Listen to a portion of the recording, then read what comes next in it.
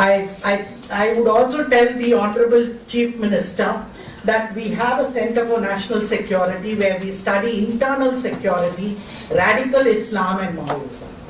And I think there we would like also to honor the name of Lachit Fugan, because he defeated the Mughals 17 times. Till today, we don't read him. He is one of the few whom we are not told or neglected or marginalized parts of history.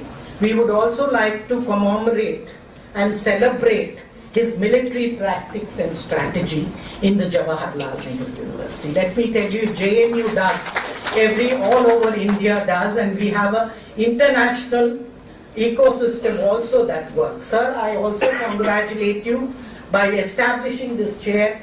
You have connected tradition with modernity, continuity with change, and realm with region. I know that in Assam, your governance has brought dreams to delivery. And I hope we also follow the principles that you're following in the state, in the JNU, that is equality with empathy, excellence with equity, inclusion with integrity. Thank you. Namaskar. Thank you for your deeply insightful speech, ma'am. এতিয়া মই অসমৰ মাননীয় মুখ্যমন্ত্ৰী doctor Himanta Biswa Sarma দেৱক তেখেতৰ অভিনন্দন ভাষণ প্ৰদান কৰিবলৈ বিনম্ৰ অনুৰোধ জনাইছোঁ।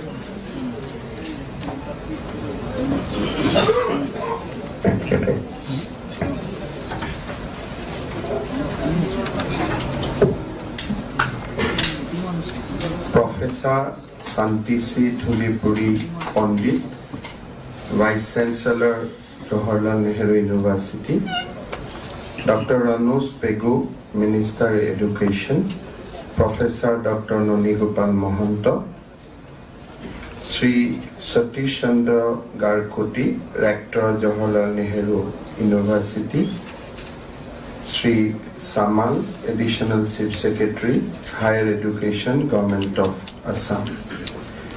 It gives me immense pleasure to be present at this historic occasion today. Ajire Onusthanot, Ohomor Vaishnav Bhakti Andolonor, Kebagorakiu Purudha Bekti Amar Majot Uposthit ase, moi সকলোকে প্ৰণাম জনাইছোঁ। The signing of this Memorandum of Understanding between the Government of Assam and Jawaharlal Nehru University for establishment of Srimanta Shankardeva Chair at School of Sanskrit and Indic Studies of the university is a defining moment in Assam's history. On behalf of the people of Assam, I thank Vice Chancellor of Jawaharlal Nehru University, Professor Santisi Dhulipuri Pandit, for partnering with our government for this landmark initiative. Last 2 years, we are embarking on a journey to unleash unprecedented transformation into the lives of the people of Assam. Every moment in last 48 months, we endeavored to build a resurgent Assam. Spreading awareness about our great icons far and wide has been a priority for our government. Keeping this in mind, we desire to establish Srimanta Shankardeva Chair in Jawaharlal Nehru University, and today this has become a reality. For this year, the government of Assam has proposed to donate rupees 10 crore in this financial year as one-time grant. However, going forward, as we travel, if we feel and if JNU feel that the scope of the share need to be enlarged, need to be improved, the commitment of Government of Assam will be a continuous commitment, and we will stand by the Memorandum of Understanding we signed today. The objective of the share is to extend the study and research on Srimanta Shankardeva, his teaching and the Bhakti movement beyond the borders of Assam and India. Their shared self-focus and encouragement of the study and research of the Bhakti movement in with particular reference to the life, teaching and works of Mahapurush Srimanta Shankardeva and his followers. The share shall also facilitate study of contemporary Indian situation and locate Shankardeva and his movement in the Indian context. Research and cross-cultural linkages with various contemporary Bhakti movement saints. Digitization of scripture, literature related to Srimanta Shankardeva, Srimanta Madhavdeva, and obviously all other saints that we have produced during the Bhakti movement. Spearheading the messages of Mahapurush Srimanta Shankardeva through social media and technology, role of Hotra, Namghar, and other Vaishnavite institutions are other important areas the share shall look into. Once the share is established, this will be the third share in the name of Mahapurush Srimanta Shankardeva, as already similar share have been established in Vishwabharati University, Hanti Niketan, West Bengal, during the financial year 2017 and 18, and in Punjab University during the financial year 2019-20 with rupees 5 crore each. Ajire ঐতিহাসিক মুহূৰ্তত মই অসমবাসীলৈ আন্তৰিক অভিনন্দন জনাইছো। লগতে গুৰুজনাৰ ভক্তি ভৰা প্ৰণিপাত জনাই তেৰাক পুনৰ এবাৰ আমাৰ প্ৰণাম যাচিছো। ঈশ্বৰৰ প্ৰতি স্বতঃস্ফূৰ্ত জাগৃত হোৱা প্ৰগাঢ় প্ৰেম আৰু ভক্তিৰ ওপৰতে আধ্যাত্মিক আৰু বৌদ্ধিকভাৱে প্ৰতিষ্ঠিত মতবাদেই হৈছে ভক্তিবাদ। ভক্তিবাদক প্ৰতিষ্ঠা কৰিবলৈ যি আন্দোলন গঢ়ি তোলা হৈছিল সেয়ে হৈছে ভক্তি আন্দোলন। কেইগৰাকীমান সংস্কাৰবাদী মহাপুৰুষৰ নেতৃত্বত ভক্তি আন্দোলনে খ্ৰীষ্টীয় ৬ষ্ঠ শতিকাৰ পৰা ৯ম শতিকালৈ সমগ্ৰ ভাৰতবৰ্ষত যুগান্তকাৰী এক আলোড়নৰ সূত্ৰপাত ঘটাইছিল। এই মহান বৈষ্ণৱ গুৰুসকলে এখন সাম্যবাদী মানৱীয় প্ৰমূল্যবোধ সম্পন্ন গণতান্ত্ৰিক সমাজ ব্যৱস্থাৰ প্ৰৱৰ্তন কৰিবলৈ আহু পুৰুষাৰ্থ কৰিছিল। I always emphasize the concept of socialism was not propounded by Marx in this world. Actually, the concept of equality, concept of equity has been gifted to this world by our Indic civilization, and it has emerged during the Bhakti movement. That is what I all along say, and I always say that Mahapurush Srimanta Shankardev never followed Karl Marx. Karl Marx follows Mahapurush Srimanta Shankardev, because Mahapurush Srimanta Shankardev lives are before Karl Marx, and Karl Marx come later into the world. So we need to demolish the fact which always left scholars in Assam try to propound it, that Mahapurush Srimanta Shankardev is a leftist. I believe that Karl Marx is a follower of Srimanta Shankardeva, so that way we have to speak about Mahapurush Srimanta Shankardeva. মনীষী শংকৰাচাৰ্যই অদ্বৈত ব্ৰহ্মৰ উপাসনা কৰা আৰু প্ৰকৃত জ্ঞান আৰ্জনেৰে মুখ্য পোৱাৰ কথা উল্লেখ কৰি এই ধৰ্মীয় আন্দোলন আৰম্ভ কৰিছিল। শংকৰাচাৰ্যৰ মধ্যযুগৰ এই ভক্তি আন্দোলনক দক্ষিণ ভাৰতত ৰামানুচাৰ্যই, উত্তৰ ভাৰতত ৰমানন্দই নৱভাৱে ৰূপায়ণ কৰে। দক্ষিণ ভাৰতৰ ৰামানুজে বিশিষ্ট দ্বৈতবাদী শ্ৰী সম্প্ৰদায় প্ৰতিষ্ঠা কৰে, আনহাতে উত্তৰ ভাৰতত ৰামানন্দ পন্থীসকলে ৰামাৱত সম্প্ৰদায় নামে খ্যাত হয়।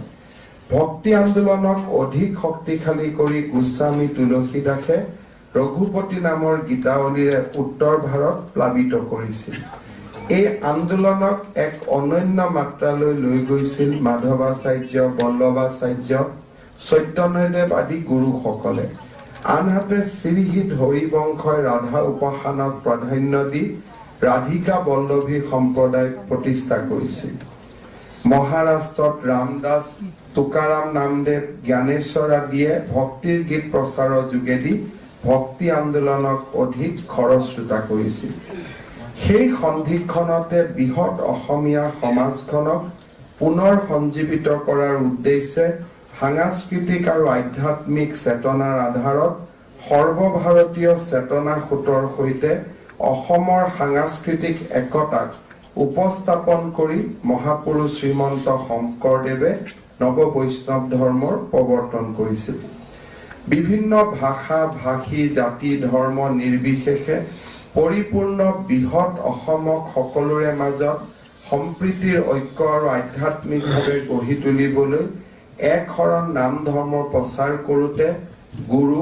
দেৱ নাম ভকত আদি এই চাৰি তত্ত্বৰ ভক্তিমাৰ্গ প্ৰৱৰ্তন কৰিছিল মহাপুৰুষ শ্ৰীমন্ত শংকৰদেৱে নাম দেৱ আৰু ভকত এই তিনিটা মূল বস্তুক লাই খুঁটা হিচাপে লৈছিল মাধৱ পুৰুষে শংকৰদেৱক গুৰু মানি লৈ নাম ধৰ্মৰ শৰণ লোৱাৰ পিছত পূৰ্বৰ তিনি বস্তুৰ সৈতে গুৰু যোগ দিয়াত অসমীয়া বৈষ্ণৱ ধৰ্মৰ পৰম্পৰাগত গুৰু দেৱ নাম আৰু ভকত এই চাৰিটা মূল বস্তু হৈ পৰে মহাপুৰুষ শ্ৰীমন্ত শংকৰদেৱৰ বিষয়ে বিভিন্ন সময়ত আলোচনা হৈছে কিন্তু যিটো প্ৰাসংগিকতাৰে মহাপুৰুষ শ্ৰীমন্ত শংকৰদেৱৰ বিষয়ে আলোচনা হ'ব লাগিছিল সেই আলোচনা আমি দেখা পাওঁ যে আজিও আমি ভাৰতবৰ্ষৰ বিভিন্ন প্ৰাংগণত আমি হোৱা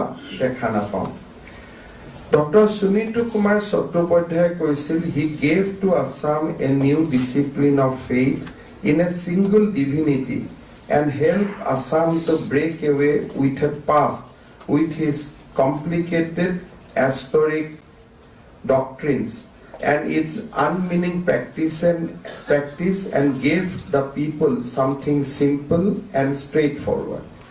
He was the greatest builder of Assam by bringing in a pure spiritual life. As a religious leader, he is unquestionably one of the greatest India has produced, and he deserves to be mentioned with Shankaracharya, Ramanusarya, Basabappa, Ramananda, Kabir, Chaitanya, Mirabai, Guru Nanak, and Tulsidas. He was truly medium through whom the spiritual light of the medieval India as a whole shone upon the life of Assam. এই যিমান ধৰ্মগুৰুৰ নাম আমি উল্লেখ কৰিছো বৈষ্ণৱ ভক্তি আন্দোলনৰ যিসকল চেতনাৰ প্ৰেৰণা আছিলে এই গোটেই সকলৰ ভিতৰত মহাপুৰুষ শ্ৰীমন্ত শংকৰদেৱৰ লিখনিত এক অনন্য আভাস পোৱা যায় য'ত নেকি ভাৰতীয় সভ্যতাৰ প্ৰতি তেখেতৰ অতুলনীয় অৱদান When you study Mahapurush Srimanta Shankardev, you'll realize how he is deeply involved with the Bhakti movement. But most important, that at that point of time also, he realized the cultural nationalism of this great nation.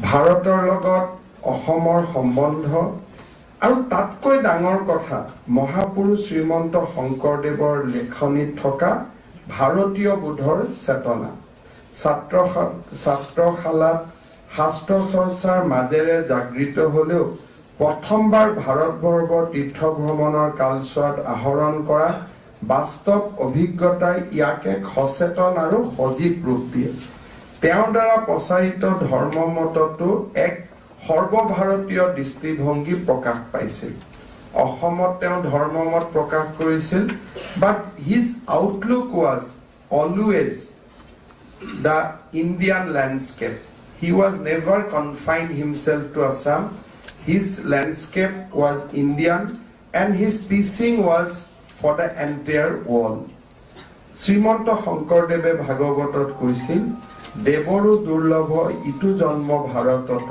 হৰায় Chintamani যেন জানিবা হাতত চৰিত পুথিমতে প্ৰথমবাৰ তীৰ্থ ভ্ৰমণৰ কালছোৱাত বদৰিকাশ্ৰমত থাকোঁতে তেওঁ প্ৰথম বৰগীত ৰচনা কৰে।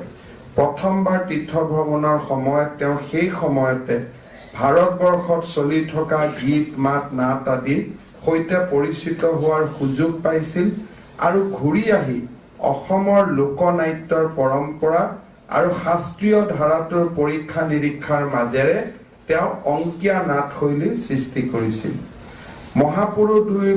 মহাপুৰুষজনাৰ দুইবাৰৰ তীৰ্থ ভ্ৰমণৰ বিৱৰণ আমি চৰিত পুথিৰ মাজত পাওঁ। চৰিত পুথিত বিভিন্ন ঠাইত সবিস্তাৰ বৰ্ণনা আৰু নামো দিয়া হৈছে, য'ত তেওঁলোকে খিতাপি লৈছিল। 12 বছৰ ধৰি তেওঁলোকে কটোৱা বিভিন্ন ঠাইবোৰ হ'ল জগন্নাথ ক্ষেত্ৰ, কৰতোৱা, ভাগীৰথী চিলি, ফলগুটিৰ বাৰাণসী, কাশী, প্ৰয়াগ, পুষ্কৰ, তীৰ্থ, অযোধ্যা, কুশাৱতীপুৰ, নন্দীগ্ৰাম, বৃন্দাবন, গোকুল, গোবৰ্ধন, হস্তিনাপুৰ, ইন্দ্ৰপ্ৰস্থ, কুৰুক্ষেত্ৰ, বদৰিকাশ্ৰম, নেপাল, নৈশত, কৌশল, পাঞ্চাল, চেতদ্বীপ, বৈদ্যনাথ, কাবেৰী, মাৰ্গকাশী, বিন্দুকাশী, কৌশিক, মুকুন্দ, পুষ্পভদ্ৰা, কপিল, গণ্ডকী, মথুৰা, উপদ্বাৰকা, আংগাদিয়া নগৰ, চন্দ্ৰাৱতী, ৰামেশ্বৰ সেতু, সীতাকুণ্ড, দণ্ডুকা, গোদাবৰী, গোমতী গংগা, তক্ষ, পঞ্চৱতী, হৰিদ্বাৰ, জয়দ্বাৰ, নৰ্মদা গংগা, মহানন্দা গংগা, কটক, উৰিষ্যা আদি। অৰ্থাৎ মহাপুৰুষ শ্ৰীমন্ত শংকৰদেৱে এই কথা অনুভৱ কৰিছিল যে ভাৰতৰ সনাতন সভ্যতা সংস্কৃতি সমগ্ৰ ভাৰতবৰ্ষতে বিয়পি আছে। ভাৰতৰ যিটো ব্যাখ্যা তেখেতে অনুভৱ কৰিছিল আৰু পবিত্ৰ স্থানসমূহৰ বিষয়ে তেখেতৰ অনুভৱ আছিল অসমত থাকি। আৰু তাৰ পৰা তেখেতে জীৱনকালত দুবাৰলৈকে তেওঁ তীৰ্থ ভ্ৰমণৰ কাৰণে ওলাই গৈছিল। আজিকালি আমি যেতিয়া কওঁ কাশীৰ পৰা মানুহ আহিছে, কাশীত কিয় যাব লাগে, মহাপুৰুষ শ্ৰীমন্ত শংকৰদেৱে আমাক বুজাই থৈ গৈছিল যে আমাৰ ৰাজ্যখনত যি ধৰণে উপাসনাৰ পবিত্ৰ স্থানসমূহ সিঁচৰিত হৈ আছে, সমগ্ৰ ভাৰততে এই উপাসনাৰ স্থানসমূহ সিঁচৰিত হৈ আছে। তেখেতে যিমান দূৰলৈকে গৈছিল আমি বুজি পাওঁ ভাৰতীয় সভ্যতায়ো সিমান বিৰাজ কৰিছিল। শংকৰাচাৰ্যই গোটেই ভাৰতত পৰিভ্ৰমণ কৰিছিল আৰু সাংস্কৃতিক ভাৰতৰ চিত্ৰ এখন অংকন কৰিছিল। মহাপুৰুষ শ্ৰীমন্ত শংকৰদেৱেও আমাক দেখুৱাই গৈছিল যে সাংস্কৃতিক ভাৰত কলৈকে গৈছে আৰু আমাৰ বাবে সদায় পূজনীয় স্থানসমূহ কোন কোন কি ধৰণে বিয়পি আছে। তীৰ্থ ভ্ৰমণৰ সময়ত তেওঁৰ বৰ্ণনাৰ কথা কৈ কীৰ্তন ঘোষৰ উৰেষা বৰ্ণন খণ্ডত তেওঁ গোটেই কথাখিনি সন্নিৱিষ্ট কৰিছিল। কীৰ্তন ঘোষাৰ বিভিন্ন স্থানত তেওঁ কৈছিল, কোনোদিনা ইটো শৰীৰৰ পৰয় কেতিক্ষণে নেয় যম, আৱৰ কি হেনথৰে ভাৰত ভূমিতে শুই বাহা মনুষ্য জন্ম। তীৰ্থ ভ্ৰমণ কৰা স্থান আৰু সংস্পৰ্শলৈ অহা ধৰ্মগুৰুৰ দ্বাৰা তেৰা প্ৰভাৱিত হৈছিল আৰু তেৰাই প্ৰভাৱিতও কৰিছিল। আৰু সেয়েহে মহাপুৰুষ শ্ৰীমন্ত শংকৰদেৱৰ সৃষ্টিত এটা সৰ্বভাৰতীয় দৃষ্টিভংগী আৰু অসমৰ লোককলা সংস্কৃতি এই দুইটাৰ অপূৰ্ব সমাহাৰ প্ৰতিটো মুহূৰ্ততে দেখা পোৱা যায়। শোণিতকৈ কুমাৰ চট্টোপাধ্যায় ডাঙৰীয়াই কোৱাৰ দৰে মহাপুৰুষ শ্ৰীমন্ত শংকৰদেৱে তেনেকে অসমক এটা পৰিচয় দিছিল আৰু অসমক সৰ্বভাৰতীয় পৰ্যায়লৈকে তেখেতে লৈ গৈছিল। শংকৰদেৱৰ সময়ত কোচবিহাৰ পৰ্যন্ত ব্ৰহ্মপুত্ৰ উপত্যকা 3খন স্বাধীন ৰাজ্যত বিভক্ত আছিল। সমগ্ৰ অঞ্চল ৰাজনৈতিকভাৱে খণ্ডিত আছিল। তথাপি সমগ্ৰ অসমক মহাপুৰুষ শ্ৰীমন্ত শংকৰদেৱে সাংস্কৃতিকভাৱে একত্ৰিত কৰিছিল। মই আজিও আচৰিত হওঁ যে মহাপুৰুষ শ্ৰীমন্ত শংকৰদেৱে সেই সময়ত তেখেতৰ ৰচনাত 46 বাৰ ভাৰতক প্ৰশংসা কৰিছিল। 46 times he spoke about the civilizational values, he spoke about greatness of this great country. 46 times. আৰু সেই সময়ত উপলব্ধি কৰিব পৰা যে ভাৰত ভূমিৰ পবিত্ৰতা, ভাৰতৰ অখণ্ডতা, this is not a union of state, this is a civilization. এই গোটেই কথাবিলাক সেই সময়ত মহাপুৰুষ শ্ৰীমন্ত শংকৰদেৱে চিন্তা কৰিব পাৰিছিল। মই ভাবো যে মহাপুৰুষ শ্ৰীমন্ত শংকৰদেৱে উত্তৰ পূৰ্বৰ এখন ৰাজ্যৰ পৰা কেনেকে সমগ্ৰ ভাৰতবৰ্ষৰ চিন্তা কৰিব পাৰিছিল। তেখেতৰ ভাৰতবৰ্ষত দাক্ষিণাত্য আছিল, উত্তৰ পূৰ্ব আছিল, উত্তৰ ভাৰতো আছিল, মধ্য ভাৰতো আছিলে, পশ্চিম ভাৰতো আছিলে। চিন্তা ইমান ডাঙৰ বিশাল চিন্তা 1500 শতিকাত কৰিব পৰাটো ইমান সহজ কথা নাছিলে সেই সময়ত। আৰু মই যেতিয়া কন্টেম্পৰাৰী বৈষ্ণৱবাইট চেইণ্ট সকলক পঢ়িছো, no other Vaishnavite saint of that time has spoken so much about Bharat. They spoken about religion, they spoke of India, but none has spoken so loudly about the nationhood, about the country. And Mahapurush Srimanta Sankardev, in that context, he stand out from all contemporary Vaishnavites at that point of time. But it is unfortunate for us that today also the Indian cultural pundits do not recognize the greatness of Mahapurush Srimanta Sankardev for the furthering the cause of Indian nationhood, India's cultural nationhood.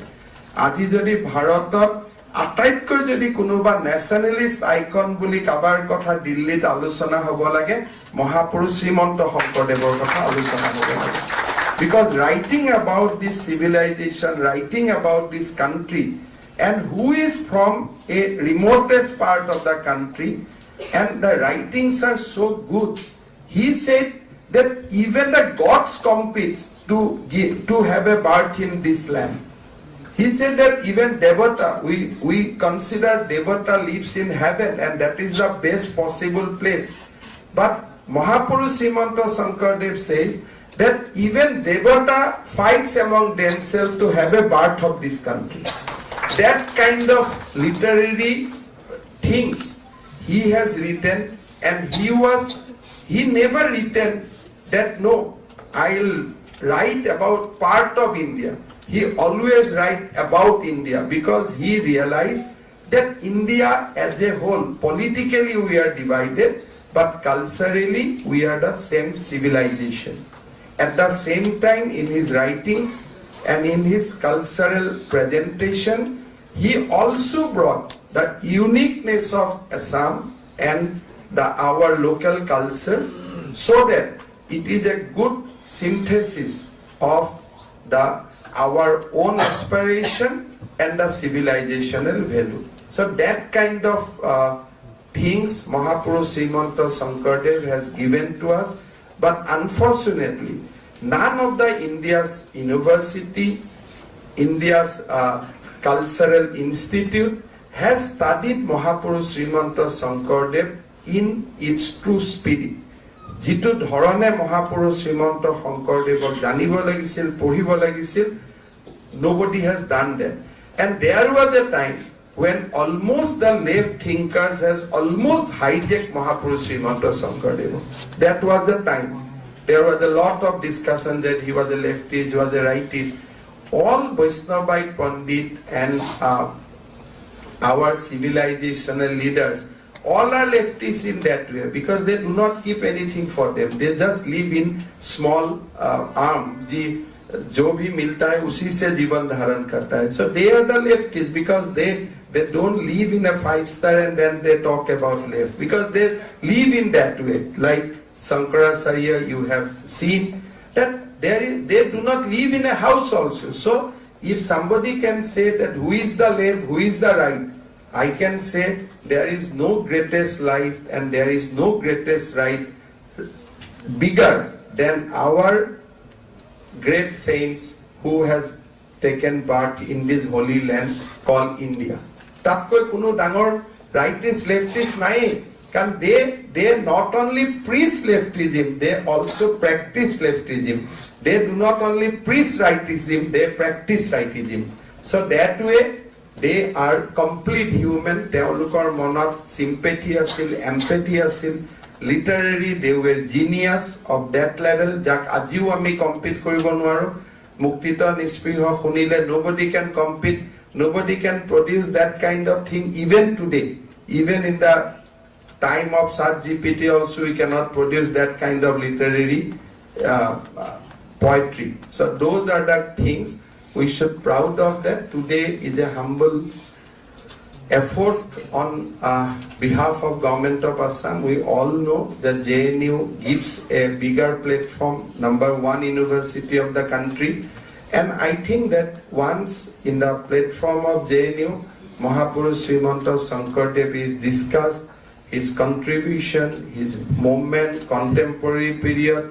If all these things we discuss, I am sure that the genius of Mahapurush Srimanta Shankardev will be recognized and he will get the rightful place in the map of India. Although we do not compete for them, karon Mahapurush Srimanta Shankardev Asomor manuhor hidayot thake, aru sei karone we don't carve for any places, but yes, his teaching should reach out to the every nook and corner of the country and beyond. Thank you so much.